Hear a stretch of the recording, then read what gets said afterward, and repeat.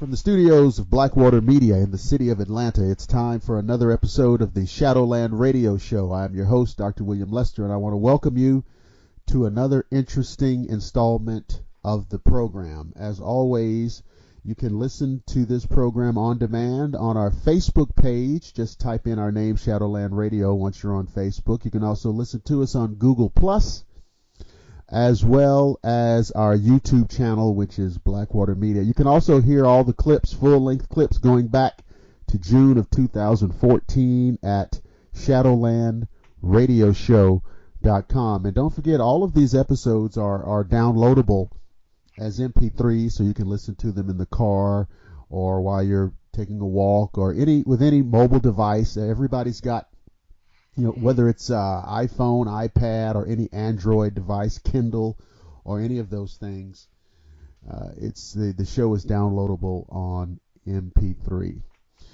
Tonight, we are very fortunate to have author, Fortean researcher, and publisher of the syndicated Phantoms and Monsters blog, Mr. Lon Strickler. Lon, are you there?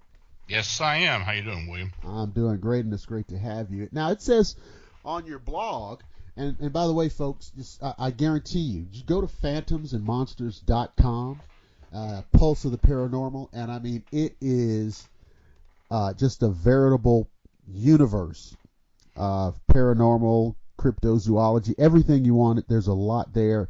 It is phantomsandmonsters.com. It says here, Lon, that you have really been a Fortean researcher since the late 70s. So, tell us, how this got going for you. Well, I after I got out of high school in the late 70s, I was just working. I was doing paranormal research myself, in fact, because I've always had this, I think we can call it sixth sense, but I've been clairvoyant ever since I was a child, and I grew up near Gettysburg, Pennsylvania, so I spent a lot of time on the battlefield as a child, and you sense a lot of different things, and it became an interest for mine. I mean, I used to take my bike and ride to the battlefield and sneak on the battlefield and stay at overnight and such, and I used to experience a lot of different things, and it really interested me. And but at that time, paranormal research, there really wasn't anything as paranormal research as compared to what it is today. Right. And that's what I did. I mean, I basically went to after I got out, I graduated. I would go to old battlefields and places where events had taken place to kind of get the sense of what had happened. Here in Pennsylvania or Maryland, those the two states I kind of concentrated on, and everything was fine as far as just doing paranormal research until I had an encounter in 1981 Uh-oh. near Sykesville, Maryland. And so, of course, you've got to tell us about that now. So take us through it. Well, the date was May 9th, 1981. It was about 10 in the morning, and I was fly fishing on the south branch of the Patapsco River. And I was about a mile downstream Route 32, which is near Sykesville. And nice sunny day, low 60s temperature. I was kind of in an area where I've been before. It was an area that flattened out, so I could I could easily fly fish in the area. And so, like I said before, I've been there several times previously. So I was on the south bank when I noticed a stray mixed breed dog kind of moving in around the weeds and thickets on the opposite bank, which was about maybe 40 yards from me. All right. And this dog was weaving in and out of the brush. I didn't really pay him a whole lot of attention, just so he stayed over there and didn't bother me. So I got back to concentrating on doing my fishing. Right. And but after a few minutes or so, I heard the dog start barking and growling. And, the first thing I thought was, well, he stirred up a deer or something, or, ran into something. And when I looked in that direction, I noticed a dark, hairy creature bobbing up and down in the thickets. Uh-oh. Now, I didn't know what it was. There's no bear around there, And so I just stopped fishing and looked a little more intent in the area. And I got a better look, and I noticed this dog stopped barking suddenly. Right. And then I heard a yelp from the dog, and this creature stood up. And the best I could tell at that time was this thing was about 7 to 8 foot tall. What? And it had dark matted hair all over it. Now I could see only the body from the chest up, because the rest of the body was obscured by the high weeds and thickets. But I stood completely still, and the one thing I did notice were these ticking sounds. And I observed while this creature kind of walked slowly through the thickets toward the wood. It was basically moving toward my left. And I tried to move closer, but the water, I had hip waders on, and the water was a little bit deep there, so it was hard for me to kind of get over there. So, of course, having the waders on, I couldn't move it fast at all to get a better look at this creature, but it simply moved too fast for me. So as it started moving toward the woods and going away, I did notice that it had of course, the height, it was built real heavy. In fact, when I first saw the face, it kind of reminded me of these typical Neanderthal that you see, Right. I didn't know what to make of it. I didn't know what it was. Of course, I had heard of Bigfoot at that time, but I didn't really know what it was. It wasn't really that far from a state mental institution, which was about 2 miles away. So the first thing I'm thinking is that, maybe somebody escaped or something. But, it was a male. I could tell when he moved out of the thicket. I mean, saw his genitalia. Okay. But he was, he had a lot of hair all over him. So anyway, since I couldn't, I couldn't follow it, and kind of saw second thoughts about following it anyway. It was moving pretty good. It wasn't running, right, but it was moving at a pretty good clip. I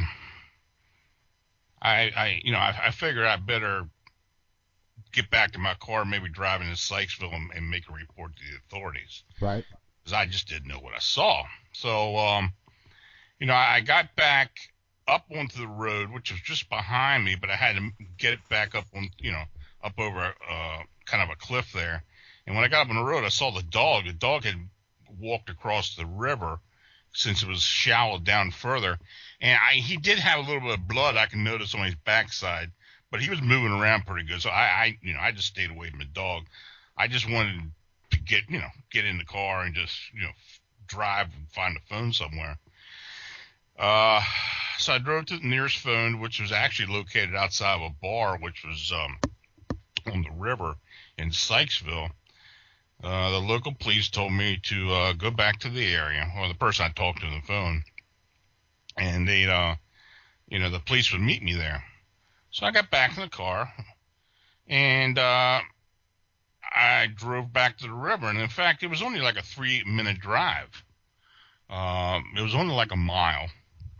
So I got back to the area I was fishing at, and I was absolutely amazed that there was a Maryland State Trooper, a cruiser already there. Okay.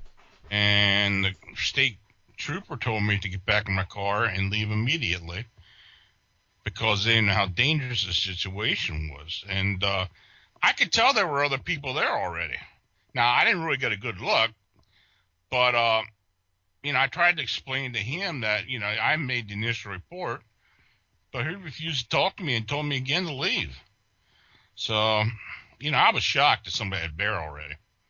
So I went back to the area.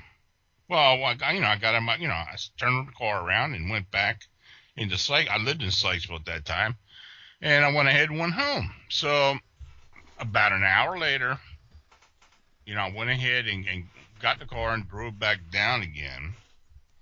And, the place at that time was crawling with people. State feds, I figured they were feds because the vehicles were black. Back then they used to have, the old GMC, like, I don't know what kind of trucks they were, but they weren't, of course they weren't, like they are now, but they were larger trucks. And I saw a couple of station wagons that were colored black. Ooh. And so I moved. I walked up to the. They had it cordoned off, and there was a police officer standing there, and I asked him if what was going on. Right. Just acting stupid, like I didn't know what was going on. And he laughed and said, well, somebody saw a Bigfoot. And he was standing there, and I said, well, did they find anything? He said, yeah, I think they found some hair samples or something. I don't know what they found. But he refused to say anything else. I stood around there for a couple more minutes. So, but, I could hear helicopters. From what I could see there, they had people with dogs moving in and out of the woods. I'd say at that time they had at least 20 people there looking around, and they had something set up across the river too. It looked kind of, I only got a partial look at it, but it looked like a tent of some type. Mm-hmm. They had that set up. So, I went ahead and walked back the car, which was actually about a quarter mile back because there were that many cars there, people, nosing around, wanting to know what was going on. So I walked back my car, got in, and went back home. So, when I got home, I called the local news stations. Uh-oh. And in Baltimore, which was the nearest city, there were 3 stations at that time, and I actually called the news departments in all 3. And the one in particular, they did seem very interested in what I saw. So I did.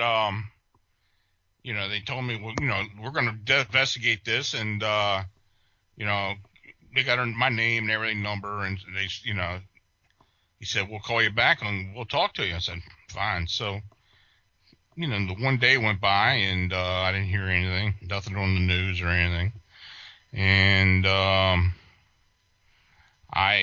actually called back to each of these newsrooms, and they didn't want to talk to me, none of them. Wow. They had heard of nothing. They said, we really didn't want to talk to you about it. No information was available. We have no reports of an incident. I called the local police who I had called initially. They had no record of it. They didn't want to talk about it. And, I spent a lot of years after that trying to figure out what happened, what it was I saw. That was the day I got interested in cryptozoology, basically. Well, let's look at what happened here. Mm-hmm. Obviously, when you first hear this, you might be tempted to think, well, all this was because of your report. But according to what you say, these guys were just out there too fast. Well, they were there way too fast. They were the only thing I can figure. Well, I figure they were already tracking this thing. Right. I had figured, and I did learn things years later, that there may have been a report earlier that day in a town downstream from there, and that they were already looking for it. But the fact that there were so many different jurisdictions looking for this was really odd. And I believe, first of all, I do believe they found it. I just believe they found it. Okay. And second of all, I believe this was something that they had been involved with. They knew this thing had gotten out or whatever it was. But I think it was a big cover-up, basically. Well, when you call the news people, and then you call them back, and then they obviously didn't want to talk to you, it sounds like to me that, because it's funny how when they're interested and then they're not interested, mm-hmm. It sounds like to me somebody told them mm-hmm. to stay off of this. Yeah, that's what I figured. I figured they were told just to, keep quiet. But that area itself, there had been, the years before that, back in the early 70s, there had been an incident several incidents actually, where this Bigfoot or whatever it was, and then they actually dubbed it the Sykesville monster. Right. Had actually been seen by several people, and had actually broke into one location. So after this had happened, I took it upon myself to go and try to find as many of these people who had this encounter or had an encounter with something similar to this, and who had actually reported it during the 72-73 Sykesville monster flap. And in fact, I had personally taken 8 statements, unreported statements, from other people up and down the river who had encounters. So, and since that time, since my sighting in 1981, there have been 2 BFRO Class A reports in the Patapsco River Valley, and another 4 general reports in the same area as well. So, and they continue to have sightings. I mean, of course, a lot of people will never report it, but there have been sightings up and down that river for many, many years. We've had a lot of conversations on this show about, for example, UFOs and how the subject is treated in the media, how the subject is treated in official government capacities. Mm-hmm. And I'm curious as to what your thoughts are as to why we seem to see a similar pattern of denial and disinformation on the Bigfoot issue from official agencies. What do you think is going on here with Bigfoot in terms of why they seem to just not want to talk about it, when on the surface you would imagine, okay, it's been a mystery for a long time, but don't we discover new species of animals all the time? Sure. Okay, so what's going on here? Well, I think for the most part, most of these what you would classify as supernatural or paranormal type of incidents or strange encounters, I think a lot of them are connected somehow. I believe in the multiverse theory that, we may actually be able to see creatures or whatever that can move within different levels or different realities. If that may be what's going on here.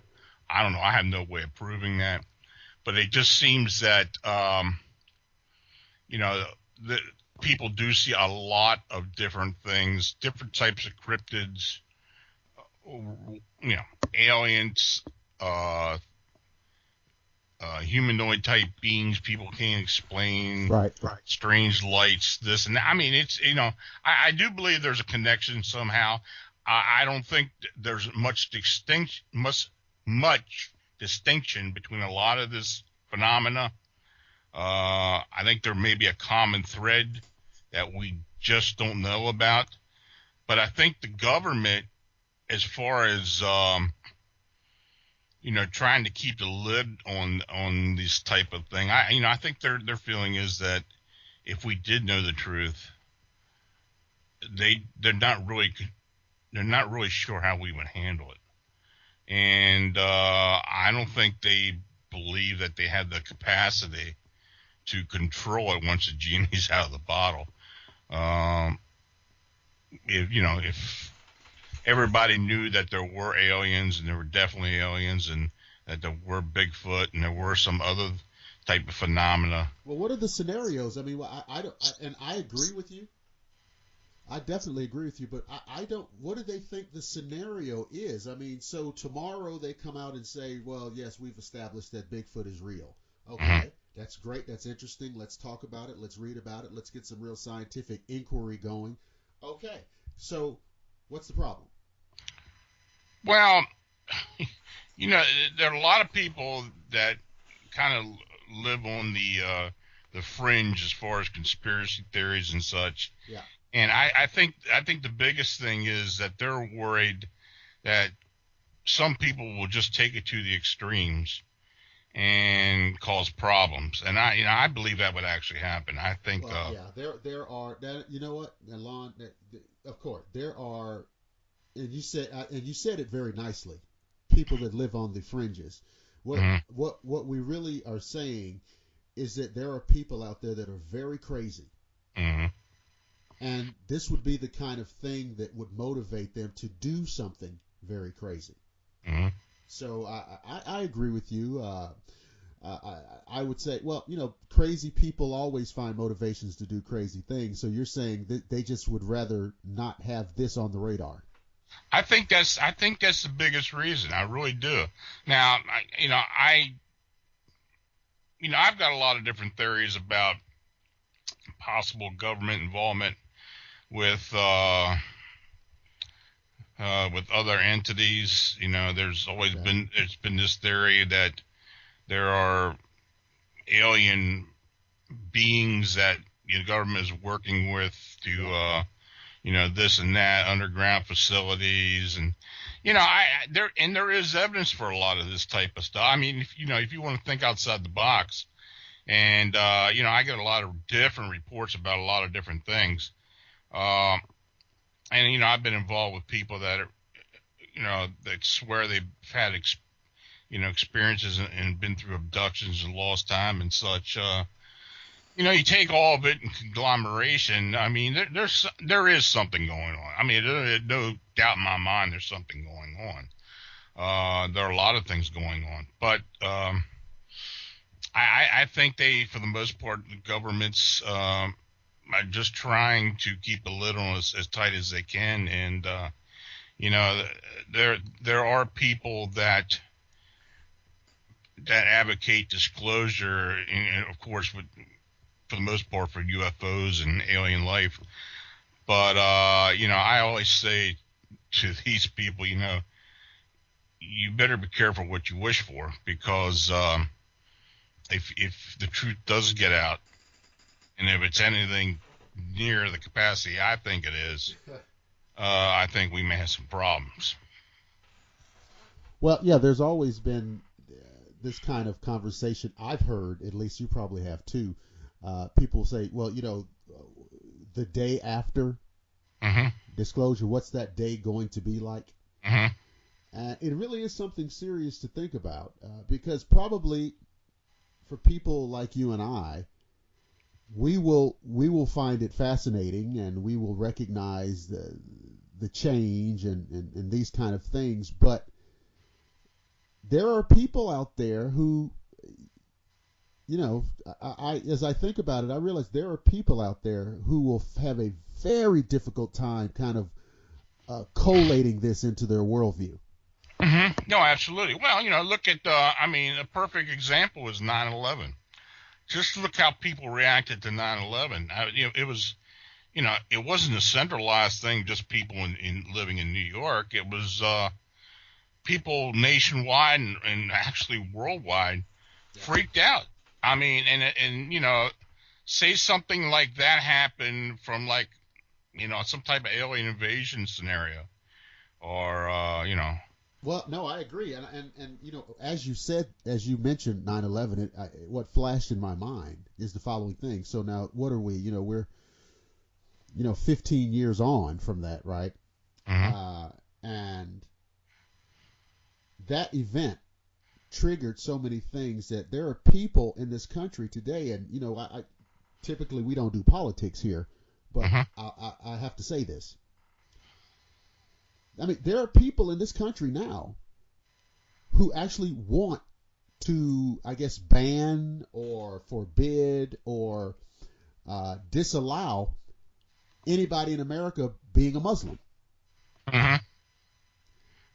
Now, I know where that comes from. Now, in my mind, that's ridiculous. Sure, it's ridiculous. However, there are people who feel that way and feel like that's perfectly reasonable. Well, these people that perpetrate this type of thing, I think they're insane, but that's what they believe. It's using fear. Yeah. It's using fear to control people, and I've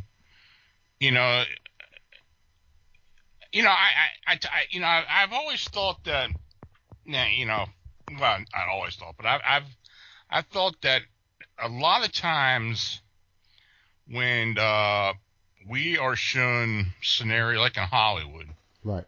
Movies like Independence Day, or Close Encounters of the Third Kind and such. Right. I think the government kind of wants those type of movies to be shown and maybe twofold, because they want us to maybe get an idea of what could happen, but at the same time we're being spoon-fed what may be eventually a reality. What's going to happen? Yeah. And I do believe, and I've heard a lot, just like Close Encounters, that movie itself.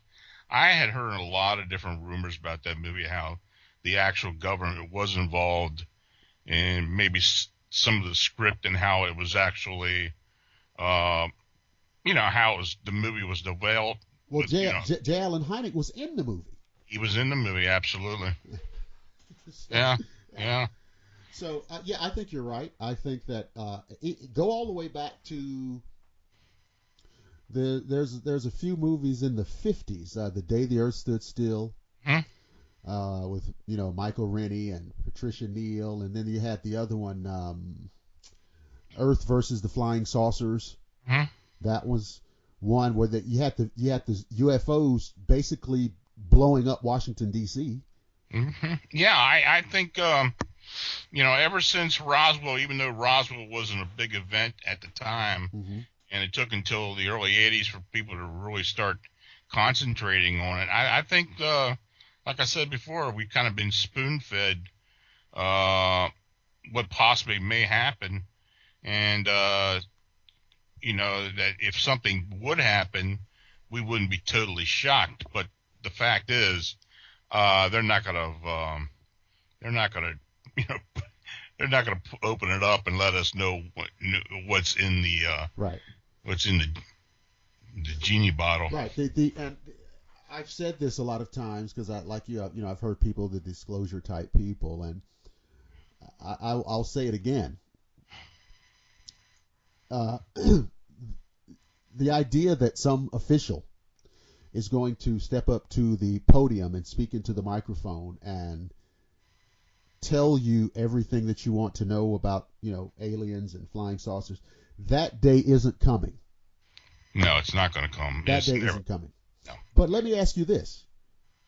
My feeling is that what may happen is we may have some kind of event somewhere in the world, maybe in the U.S., maybe somewhere in the world, there will be a UFO type event that occurs in a very conspicuous way, with so many eyes on it, with so many cameras on it, with so many witnesses right on top of it, that there is no possibility of spinning it, denying it, covering it up, debunking it, and it just spills over into the mainstream media, and when that happens, it's all over.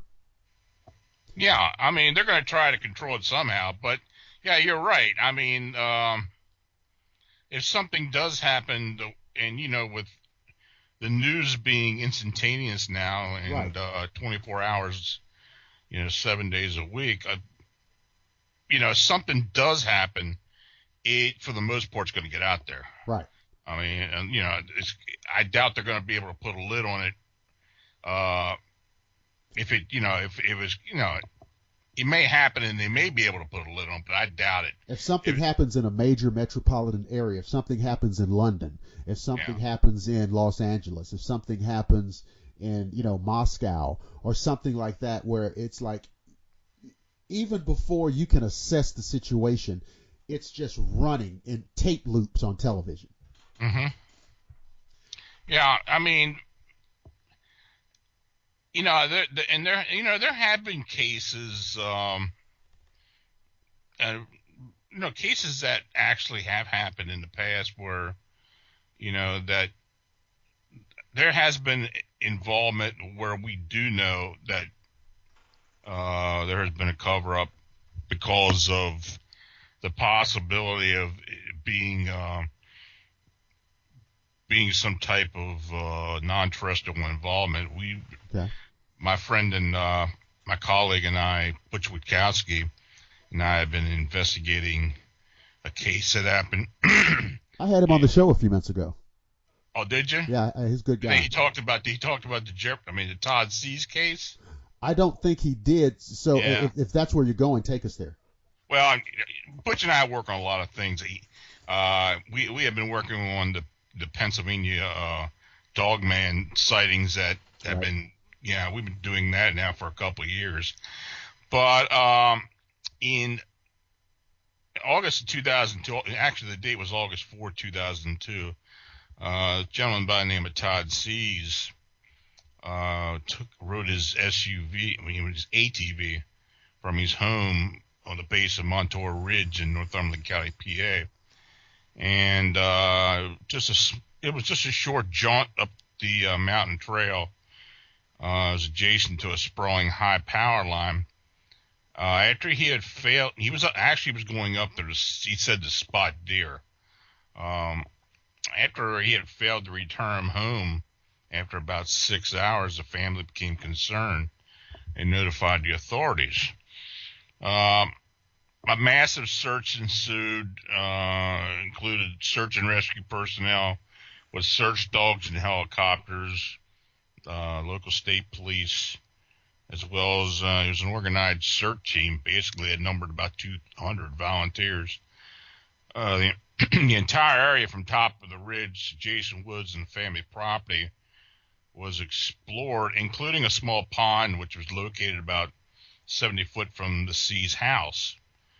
Divers and dogs searched the area in and around the pond without success.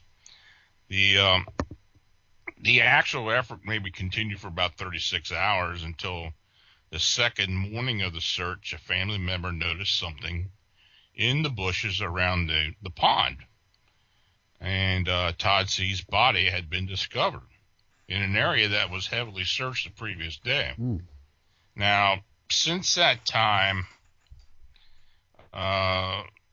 there's been very little information released to the public.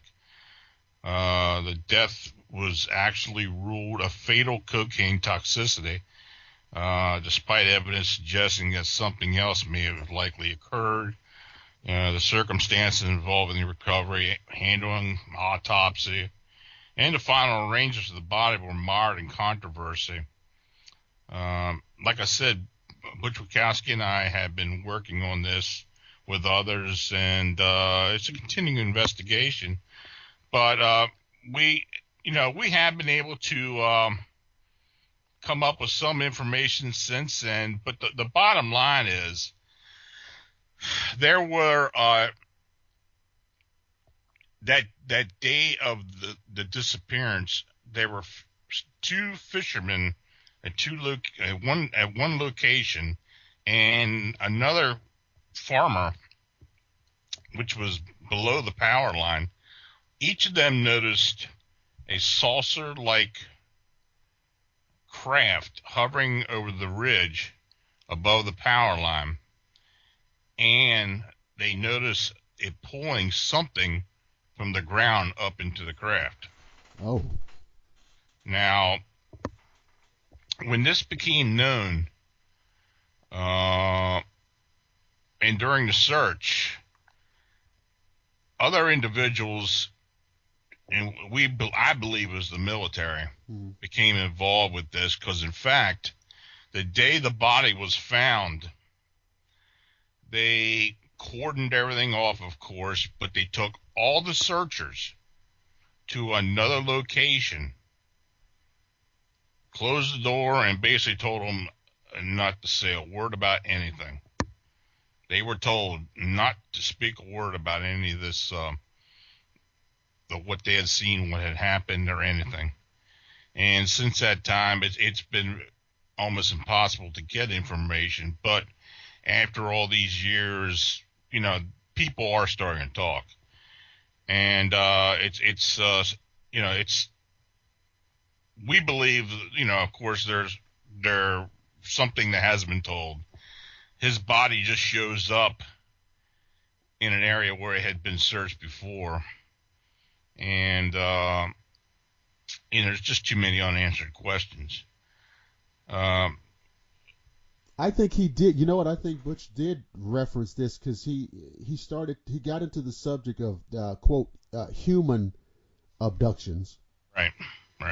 And I don't think he went into it as deeply as you just did, but yeah, that's a very disturbing situation.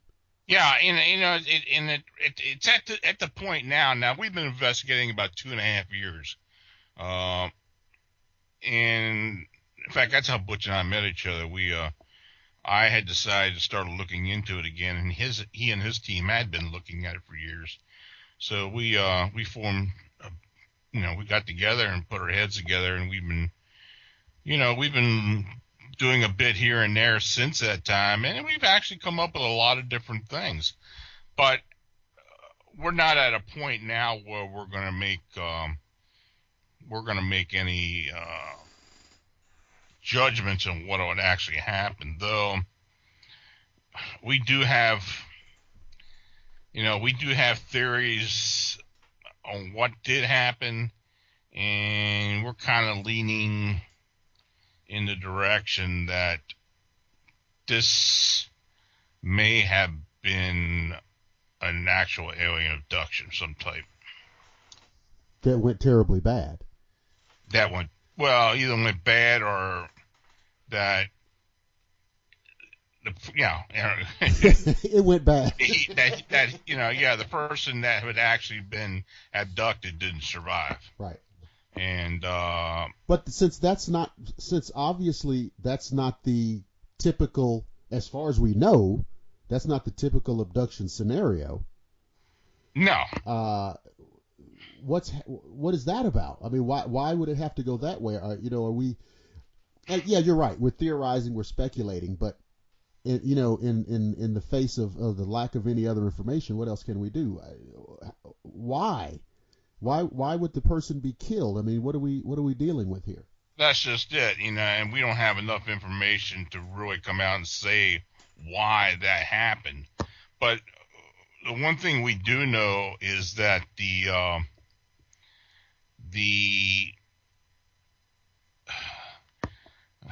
and I had to say speculation by the coroner, right? Was totally bogus. I mean, it just didn't match up. Right. And we were fortunate enough to get the full autopsy. I mean, it was like 17 pages of his autopsy, and things just didn't look right. I mean, there was just too much. There was too much cocaine in the body for one thing, which might have kind of made us believe that it was actually placed in there after he had died. Right. There was very little blood in the body. Normally when they do an autopsy, they take blood samples from the cavity to do tests. They actually had to take blood from the leg to do a test, to do actual blood work. It was a few things like that. If it was cocaine use, there was no trace of cocaine in the nasal passages, in the throat, anywhere. No tracks, nothing, no injection tracks. So in other words, there was no cocaine in the parts of the body where you find from people who use cocaine. Absolutely. Well, see, this is ridiculous. The amount of degraded cocaine in the body just didn't match up as well. So, it's just something else that you put on top of this case. You question it. Are we ever going to be able to come up with a definitive answer? No, I don't think we will. All we can do is speculate. And Butch and I have talked about this for over the past year, when or how we're going to actually release what we believe. I've put out bits and pieces on the blog for the past year, right, but nothing definitive. The one thing I did say or did state several months ago that we were leaning towards the abduction scenario. Okay. But that's all as far as we can go with it. Wow. Yeah, and there's a few cases like that down through the years where these so-called human abductions, and it's really, I guess, the dark part of it. You don't hear a lot of conversations about it because it is so dark and so almost ghoulish. Mm-hmm. And how these things are carried out, because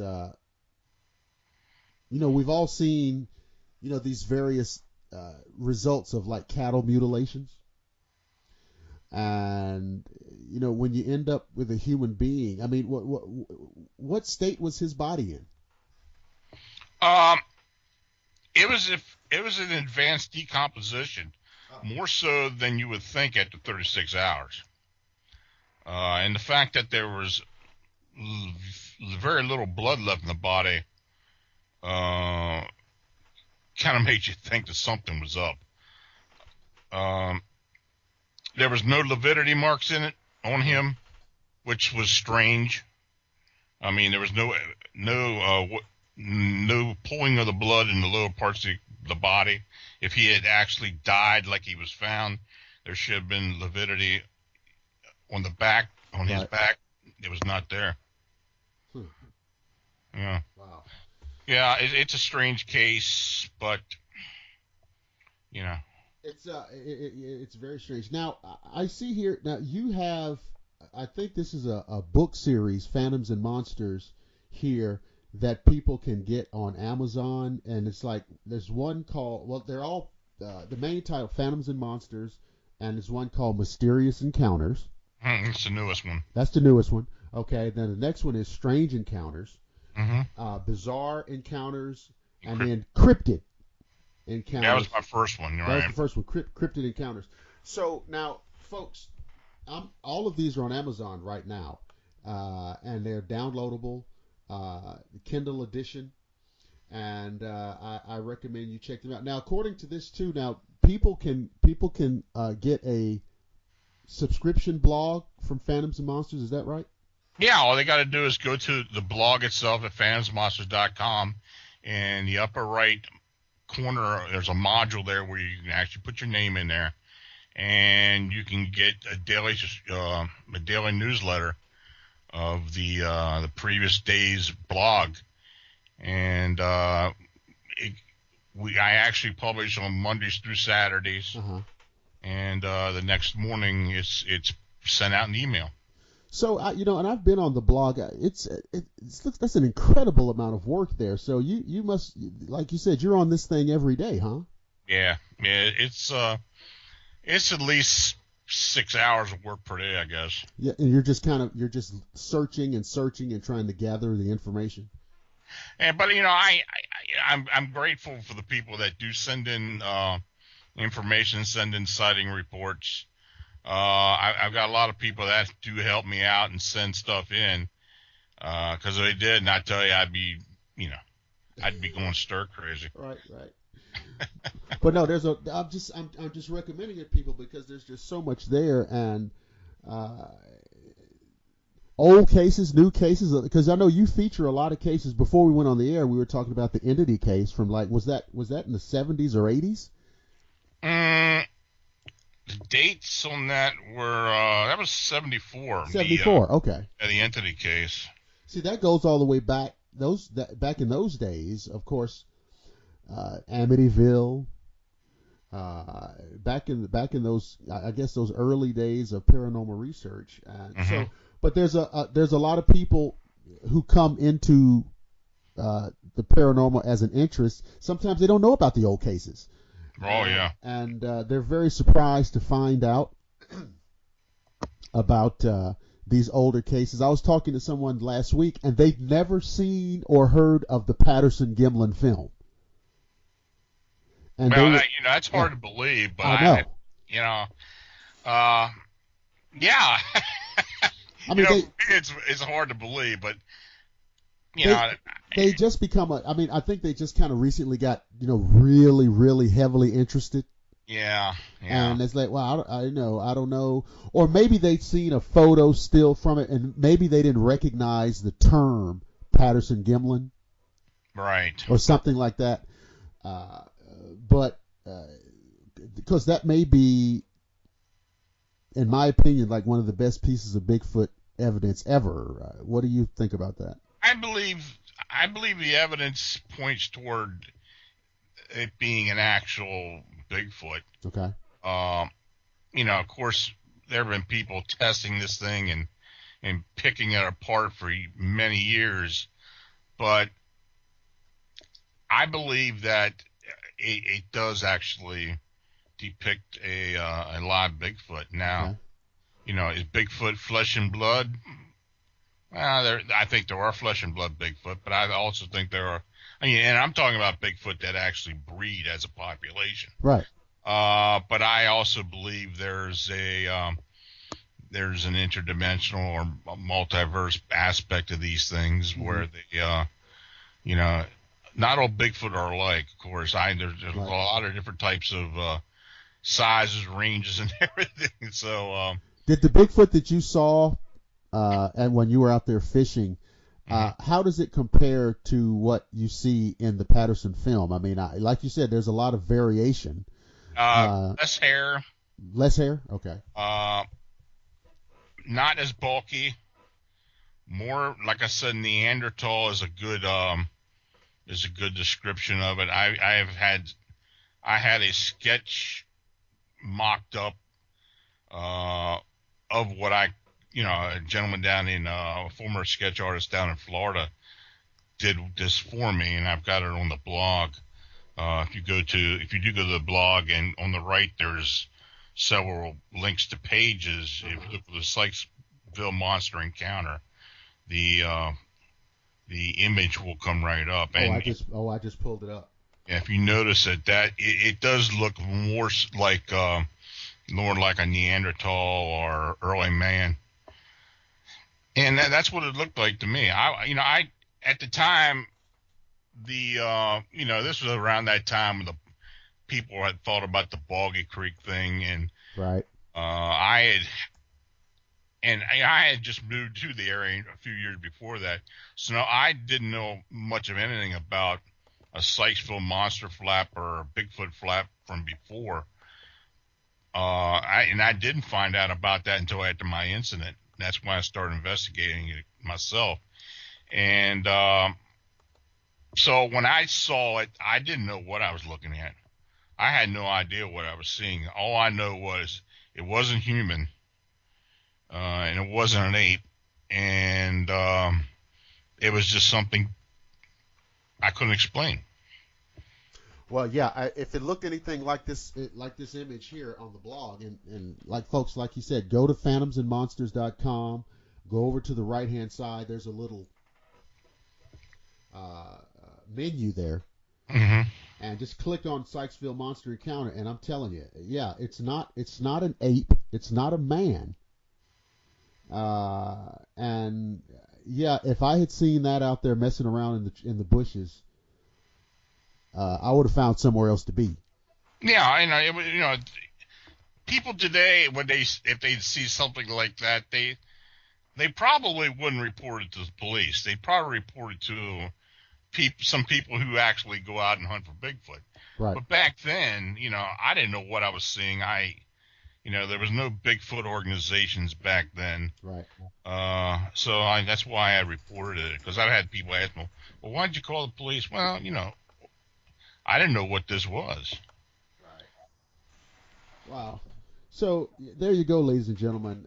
Please check out this website again. It's phantomsandmonsters.com, created and published by Lon Strickler. Also, go over to Amazon, and I see you got these 4 books: Mysterious Encounters, Strange Encounters, Bizarre Encounters, Cryptid Encounters. You can also subscribe to the blog.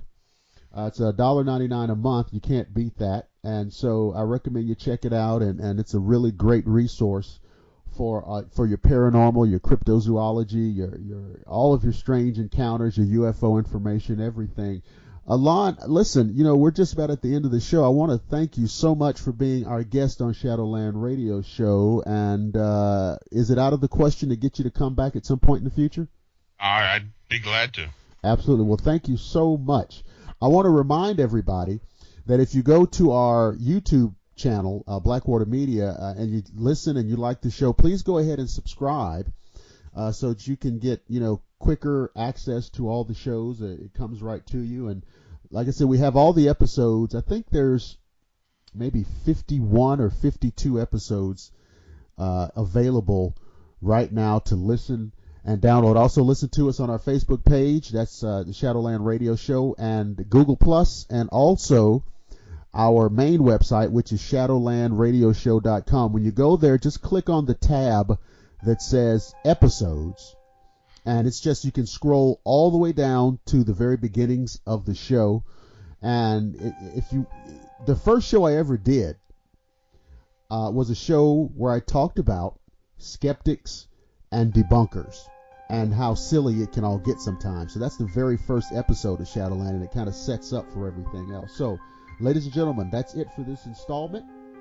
I promise that if you don't freak out, you don't panic, you don't go crazy, even if you see a monster like the Sykesville creature, don't flip out, because I promise to see each and every one of you again on the flip side.